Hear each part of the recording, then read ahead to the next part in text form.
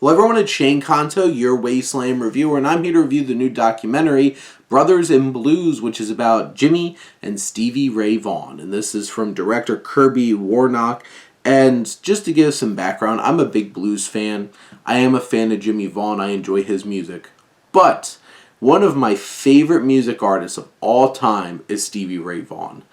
He was an incredible virtuoso on that guitar, the things he was able to do. I used to have his double DVD set of Live at Montreux, the original Montreux Jazz Festival where David Bowie and Jackson Browne found him. And then when he went back years later and was this returning hero in such an elaborate outfit with very shiny, very furry with a big hat. But he's this performer that really did something unique and so raw with his music, and I love it so much, and I was excited to watch this documentary. And this documentary is very by the numbers kind of music doc. It doesn't do anything in particular that's unique or different. I guess the one storytelling element that I did appreciate that's a little bit different, and you got to see this a little bit in a Brian Wilson documentary that came out recently, is like it's following Jimmie Vaughan driving around in his car.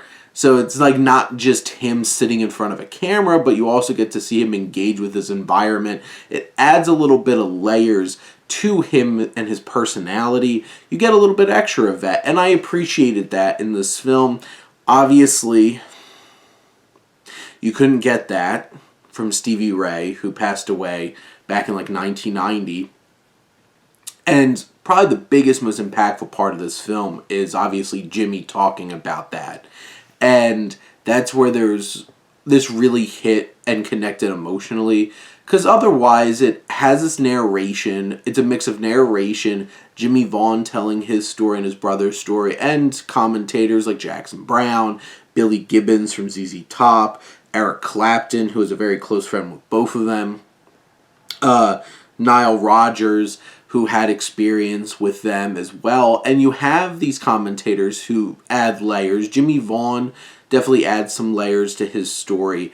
The narration's probably a bit by the numbers and not particularly interesting, but it does the job. And also, a lot of this film is bogged down with very repetitive, like, I don't like saying it this way, but like this boomer perspective of like, well, things were so much different back then. You actually had to get up off your couch to go to a dance to meet a woman. And it's just like, okay, we get it. We're watching this film in 2023. We get it. It felt like this film was trying to beat you over the head. There was even like a point earlier in the film where they brought in multiple commentators to just express the same exact ideas, just to reinforce, we were so different back then. It's like, we know. Okay. The film got a little intense with that. But it's very well, it's easily structured. It's something that we can get invested in. It's very informative. You'll learn a lot. I do wish that they spent more time on the actual music and them making their music. And there are certain things that they feel like they kind of skated over a lot. Like with Jimmie Vaughan, they didn't spend that much time about the Thunderbirds, which I thought was a little odd. But it's also a challenge of trying to do two biopics at once over the course of an hour and 50 minutes. But in general, this is an informative and engaging documentary. It's an interesting perspective on Jimmie and Stevie Ray. And as a fan, I particularly enjoyed it. And I think if you're into rock docs and music documentaries, this is definitely worth a go. But those are my thoughts on Brothers in Blues. Let me know what you think, and let's talk some movies. But thank you as always for tuning in and supporting your Wasteland reviewer.